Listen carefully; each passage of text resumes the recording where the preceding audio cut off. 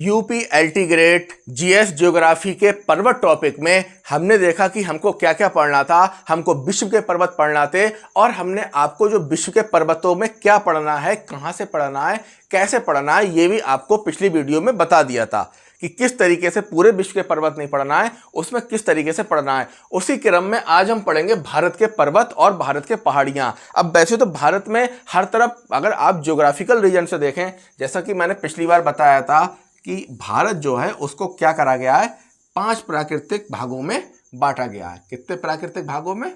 5 प्राकृतिक भागों में। उस 5 प्राकृतिक भागों में जो एक भाग है वो क्या है, उत्तर का विशाल पर्वतीय, आपका उत्तर का क्या है, विशाल पर्वतीय मैदान। तो ऐसा नहीं है कि ये जो पर्वतीय मैदान है ये केवल और केवल आपका उत्तर में ही है। ये उत्तर के अलावा मान के चलिए हर कोने में आपके पर्वत पाए जाते हैं। ऐसा नहीं है कि पर्वत यहीं पाए जाते हैं, पर्वत दक्षिण में भी हैं, पर्वत आपके पूरब में भी हैं, पश्चिम में भी है, मध्य में भी हैं। हर जगह क्या है, आपके पर्वतीय पर्वत हैं। तो बात यह आई कि भाई पर्वत में कितना पढ़ना है, कहाँ से पढ़ना है, क्वेश्चन का पैटर्न क्या है, किस तरीके से क्वेश्चन आ रहा है। क्योंकि अगर आप पूरे पर्वत पढ़ लेंगे तो आप ही चक्कर में पड़ जाएंगे। तो आज हम इस पर चर्चा करेंगे कि पर्वत वाले टॉपिक में जो भारत का पर्वत है तो उसमें हमको कैसे कैसे क्वेश्चन पढ़ना है, क्या पढ़ना है। तो जो पहला क्वेश्चन पैटर्न वो पूछ रहा है, वो पूछ रहा है प्राचीन पर्वत के बारे में कि प्राचीन पर्वत क्या है। तो मैंने आपको बताया था कि जो हिमालय है, जिसके बारे में आप जानते हो, इसकी उत्पत्ति हुई है यहाँ पर। इससे भी एक बहुत ही प्राचीन पर्वत है अरावली पर्वत, जिसको अवशिष्ट पर्वत भी कहते हैं, जो लावा से बना हुआ है। जब मैं हरियाणा घूमने गया था तो वहाँ से जब हम, क्योंकि गए थे तो दिल्ली हाईवे से गए थे, और जब लौट के आ रहे थे तो हमने दिल्ली हाईवे ना लेके पलवल वाला जो हाईवे है, जो सीधे कहाँ आ रहा है, उत्तर प्रदेश में आता है। तो ये बॉर्डर लगता है आपका राजस्थान, हरियाणा, और सीधे ये यूपी में आता है। तो जैसे ही पलवल वाले रोड पे आए, देखा कि सामने एक ऐसी आकृति है जो बहुत बड़े पहाड़ की तरह लग रही है। पूरी रेंज थी, पहाड़ की लंबी लंबी रेंज लगी हुई है, और वहाँ पे इतना तेज ढाल है कि कार जो है वो अपने आप ही 80 से 90 की स्पीड पकड़ लेती है। और फिर वही हुआ कि जैसे ही उसके करीब आके देखा तो कैसा कलर था, उसका कलर ऐसा था जैसे लाल बलुआ पत्थर होता है, आपने देखा होगा ताज, उसका क्या नाम है, लाल किले का जैसा कलर है, कतई वैसा ही कलर और बहुत ही डार्क। वो जो पर्वत था पलवल के पास में हरियाणा में, वो अरावली पर्वत था, जो कैसा हो गया था, ऊपर से छत विचित हो गया था, जिसके कारण उसको क्या कहते हैं, अवशिष्ट पर्वत कहते हैं, या बहुत प्राचीन। तो ये बहुत ही, भारत की जो सबसे प्राचीन पर्वत श्रृंखला है वो अरावली है। उसको देखो तो वही चीज है कि प्रकृति की विहंगम कलाकृति, अद्भुत कलाकृति। तो इस तरीके से आप ज्योग्राफी पढ़ते हैं, अगर आसपास आपके कोई पर्वत है या आसपास आप घूमना चाहते हैं तो इस तरीके देख सकते हैं। ये चीज़ें आपका पढ़ाई में रुचि को जो है बढ़ा देंगी। तो यहाँ से जो एग्जामिनर ने कई बार ये क्वेश्चन पूछा है कि सबसे प्राचीन पर्वत कौन सा है, अरावली पर्वत है। कहाँ पे, ये आपका सबसे पहले क्या बना था, अरावली पर्वत, और इसके बाद में क्या बना था, हिमालय पर्वत। दूसरा क्वेश्चन वो ये पूछ रहा है रेजिड्यूल पर्वत, अवशिष्ट पर्वत को ही रेजिड्यूल कहते हैं, और अवशिष्ट पर्वत कौन सा है, तो अरावली पर्वत है। तो यहाँ पे हमको क्या करना पड़ेगा, अरावली पर्वत को थोड़ा सा डीप पढ़ना पड़ेगा, क्योंकि एक क्वेश्चन एलटी ग्रेड में और आया है कि भाई, यहाँ मैंने इसमें मेंशन नहीं किया है, चलो मैं मेंशन कर दे रहा हूं। उसमें यही क्वेश्चन पूछा है कि अरावली जो है निम्नलिखित में से कौन सा कथन असत्य है, कि अरावली जो है मानसून को प्रभावित करता है, अरावली जो है राजस्थान की वर्षा को प्रभावित करता है, अरावली जो है वर्षा वितरण को प्रभावित नहीं करता। तो ये क्वेश्चन वही बना पाएगा जिसने अरावली को डीप तरीके से पढ़ा है। असल में मान के चलिए अरावली पर्वत जे है, ये क्या है, अरावली पर्वत है। तो एक तरीके से जो मानसून यहाँ से यहाँ पे आते हैं तो क्या होता है, उन मानसूनों को जो क्या कर लेता है, रोक लेता है, कंट्रोल कर लेता है, जिसके फलस्वरूप क्या होता है, आपके जो राजस्थान का ये वाला भाग है इसमें वर्षा नहीं हो पाती। तो ये वर्षा के वितरण को प्रभावित करता है। तो ये क्वेश्चन कहाँ से, डीप पूछा है अरावली से।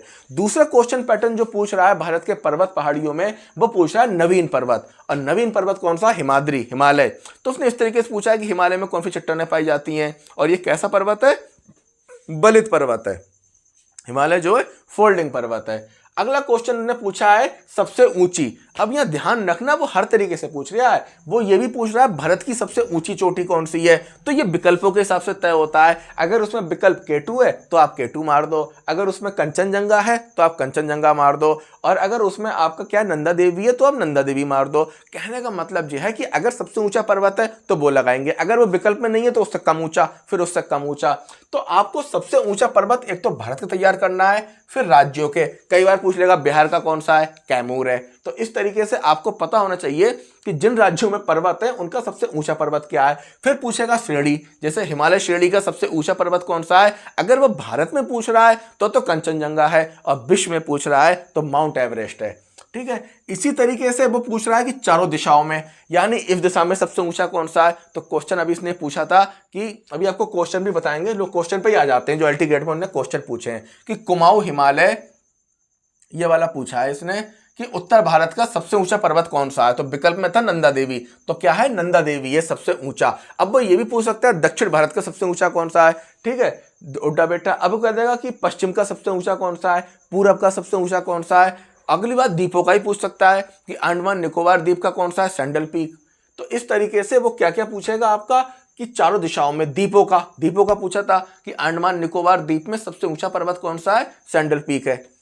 तो इस तरीके से आपको क्या करना है, सबसे ऊंचा भारत तैयार करना है, राज्यों का करना है, श्रेणियों का करना है, चारों दिशाओं में करना है और द्वीपों में। अब वो ये भी तो पूछ सकता है कि पूर्व दिशा में सबसे बड़ा पर्वत कौन सा है, तो आपको पता होना चाहिए। अगला पूछ रहा है भाई पर्वतों का क्रम। क्रम में ये पूछ रहा है, जैसे हिमालय जो है ये चाप के आकार में फैला हुआ है। अगर आप देखें तो हिमालय चाप के आकार में फैला हुआ है। तो वो ये भी पूछ सकता है कि हिमालय की श्रेणी में आपका जो है पूरब से पश्चिम का क्रम क्या है, या पश्चिम से पूरब का क्रम क्या है, या आपका उत्तर से दक्षिण का क्रम क्या है, या दक्षिण से उत्तर क्रम क्या है। तो ये आपको हिमालय का क्रम पता होना चाहिए। फिर भारत का क्रम, पूरे भारत में पूछ लेगा, ये पूछता है, ये वाला इसने क्वेश्चन पूछा, देखो पूरे भारत में इसने जो क्वेश्चन पूछा है वो ये पूछा है कि पश्चिम से पूर्व का क्रम, ये है आपका पश्चिम, और पश्चिम से काय का क्रम पूछा है, पूर्व का क्रम। तो कौन सा है, सतपुड़ा पहाड़ हो गया, महादेव का पहाड़ हो गया, मैकाल का पहाड़ हो गया, और छोटा नागपुर का पहाड़ हो गया। तो ये क्रम इसने पूछ लिया है। राज्यों में भी क्रम पूछ सकता है। अब उत्तराखंड के वो पर्वत दे देगा, अब उत्तराखंड कहाँ है, यहाँ पे, और वो कह देगा बताओ जी उत्तर से लेके दक्षिण के क्रम में। तो आपको क्रम पता होना चाहिए। आपको मेरी बात समझ में आ रही है। जैसे ये पर्वत होते हैं, क्या होते हैं, पर्वत होते हैं। तो अगर वो कह रहा है उत्तर से दक्षिण, तो इस क्रम के पर्वतों के नाम क्रमानुसार क्लियर करेगा। आपका पश्चिम से पूरब, तो इस तरीके से क्लियर करेगा। अगला आपको देखना है चारों दिशाओं में। अब वो कह देगा कि साउथ के पर्वत बता दो क्रम से, जो कि कहाँ चल रहे हैं, दक्षिण से उत्तर की ओर को हैं। तो आपको क्रम पता होना चाहिए। ठीक है, तो इस तरीके से जैसे ये पूछ लिया सतपुड़ा का पर्वत महादेव का, अब वो घुमा देगा। अब वो कहेगा कि पूरब से पश्चिम का क्रम क्या है पर्वतों का, आप इसे उल्टा कर दोगे, छोटा नागपुर का, मैकाल का, महादेव का, सतपुड़ा का। ठीक है, अगला पूछ रहा है पर्वत। क्या पूछ रहा है, पर्वत का क्षेत्र। मतलब जो पर्वत है वो पर्वत किस क्षेत्र में है। जैसे उसने कहा शेवराई की पहाड़ियां कहां पर है, ये नंदा देवी पर्वत किस जिले में है, ठीक है, या केटू किस जिले में है। तो इस तरीके से पर्वत का क्षेत्र पता हो, उसका जिला पता हो, उसका राज्य पता हो, और ये पता हो पर्वत किस श्रृंखला में है। जैसे आपको पता है कि जैसे कंचनजंगा है, वो कंचनजंगा किस श्रृंखला का है, हिमालय श्रृंखला का है। किस राज्य में है, आपके कौन से जिले में है, उसके आसपास का क्षेत्र कौन सा है। तो इस तरीके से उस पर्वत का ये डायरेक्ट पूछ रहा है कि क्षेत्र कौन सा, जिला कौन सा, राज्य कौन सा, श्रृंखला कौन सा, और पहाड़ी कौन सी है। जैसे उसने ये पूछ लिया कि सबसे ऊंची पर्वत श्रृंखला, सबसे ऊंचा पर्वत कौन सा है, तो आपका कंचनजंगा है। ठीक है, सिक्किम के पास है। अगला उसने क्वेश्चन पूछा एमएच में, यानी महाराष्ट्र में पश्चिमी घाट को किस नाम से जाना जाता है। मतलब किससे बात पूछ ली इसने, राज्य से, पहाड़ को राज्य से जोड़ दिया कि महाराष्ट्र में जो पश्चिमी घाट है, ये क्या है भाई, पश्चिमी घाट, ये क्या है, पूर्वी घाट। तो पश्चिमी घाट को किस नाम से जाना जाता है, साहिद्री, साहिद्री के नाम से। साहिद्री का मतलब समझ लो, एक घटना घटी थी, घटना ये घटी थी कि जो ये वाला हिस्सा है, केरल वाला हिस्सा है, ये नीचे धंस गया, एक हिस्सा नीचे धंस गया, एक हिस्सा ऊपर हो गया। तो जब ये दोनों हिस्से ऊपर नीचे हो गए, इस तरीके से जे हिस्सा जो थोड़ा सा नीचे को दब गया और जो थोड़ा सा ऊपर को उठ गया, तो नदियों का ढाल इधर को बन गया। विभिन्न प्रकार की जो जैव विविधता यहाँ पाई गई, तभी तो कहते हैं कि जैव विविधता सर्वाधिक कहाँ है, पश्चिमी घाट में, नंबर 1 पे। तो यहाँ पे क्या, कई नदियों का निर्माण हुआ, कई पहाड़ों का निर्माण हुआ, पठारों का निर्माण हुआ। तो वो यही पूछ रहा है कि जो महाराष्ट्र में पश्चिमी घाट है उसको किस नाम से जाता है? साहिद्री। साहिद्री किस नाम से जाना जाता है? साहिद्री के नाम से जाता है। ठीक है। अगला क्वेश्चन पूछा महाराष्ट्र में कौन सी पहाड़ियां नहीं है? तो मांडव की पहाड़ी महाराष्ट्र में नहीं है। देखा, मैंने कहा था पर्वत, और यहाँ पे क्या पता होना चाहिए पर्वत राज्य कौन सा है, पर्वत जहां है वो जिला कौन सा है, और वो कौन सा क्षेत्र है, और वो किस श्रृंखला का है। ठीक है। अब जो कह रहा है भारत में नहीं है गुडला मंदाता, तो गुडला मंदाता जो चट्टान है भारत में नहीं है। तो जब आपको ये पता होगा कि भारत की कौन कौन से पहाड़ हैं, कौन कौन से पहाड़ियां हैं, तो आप बहुत आसानी से पकड़ लोगे कि ये भारत में नहीं है। अगला पूछ रहा है भाई पर्वतों में क्या है, पर्वत का प्रकार क्या है, वो ज्वालामुखी पर्वत है या भ्रंशोत पर्वत है या बलित पर्वत है, और उन पर्वतों में कौन सी चट्टानें पाई जाती हैं। जैसे क्वेश्चन पूछा है कि हिमालय पर्वत है उसमें कौन सी चट्टानें पाई जाती हैं, अप्सरी चट्टानें पाई जाती हैं। हिमालय पर्वत का प्रकार कौन सा है? बलित पर्वत है। अरावली का प्रकार कौन सा है? अवशिष्ट पर्वत है। कैसा पर्वत है? अवशिष्ट पर्वत है। अब ये कह रहे हैं विशिष्ट क्षेत्र के पर्वत, तो एग्जामिनर जो है एलटी ग्रेड में क्या कर रहा है, दंडकारण्य के पर्वत और हिमालय पर्वत के बारे में कुछ स्पेशली पूछ रहा है। जिसमें पूछा दंडकारण्य में स्थित नहीं है, यानी वो कुछ पर्वतों के नाम दे देगा और वो कह देगा दंडकारण्य क्षेत्र में नहीं है। ये कौन सा क्षेत्र है? दंडकारण्य क्षेत्र है। अगला क्वेश्चन पूछा है पर्वत पहाड़ियों की सीमाएं। अब ये कह रहा है कि कार्डम यानी इलायची, इनकी सीमा कहाँ पर है, यानी किन की सीमा पर है। कार्डमम की जो पहाड़ियां हैं वो किसकी सीमा पर है? तो वो तमिलनाडु और केरल। देखो भाई ये जो है ये आपका तमिलनाडु है, ये वाला हिस्सा ये क्या है? तमिलनाडु है, और ये क्या? केरल। तो इसकी जो सीमा है उस सीमा पे कौन सी पहाड़ियां हैं? आपकी कार्डमम की पहाड़ी। तो क्वेश्चन ने पूछा कार्डमम की पहाड़ी किन सीमाओं पर है? केरल और तमिलनाडु की। अब वो कह रहा है कर्नाटक, केरल, तमिलनाडु। तो ये आपका कर्नाटक हो गया। क्या हो गया? कर्नाटक हो गया। केरल हो गया, तमिलनाडु। इन सबका मिलन स्थल क्या है? नीलगिरी पहाड़ियां हैं। ये यहाँ पे क्या है? ये नीलगिरी पहाड़ियां। तो आपको क्या होना चाहिए? पहाड़ों की सीमा भी क्लियर होनी चाहिए। तो इस तरीके से, और यहाँ पे एक चीज और है कि पर्वतों के आसपास की नदियां और घाटी भी पूछ रहा है। वो ऐसे करके क्वेश्चन पूछा है उसने एलटी में कि कुमाऊं हिमालय किन नदियों के बीच में स्थित है? तो सतलज और काली। ये कौन सी नदी आ रही है? सतलज, जिसका उद्गम स्थल क्या है? राकसताल। और ये क्या है? काली नदी। इसके बीच में कौन सा आता है? कुमाऊं हिमालय। ठीक है। तो इस तरीके से इसने ये भी पूछा है कि कौन कौन सी नदियां और कौन कौन सी घाटियां हैं। तो आपको भारत के पर्वतों के अंतर्गत केवल इतना ही पढ़ना है, इसके अलग आपको नहीं पढ़ना है।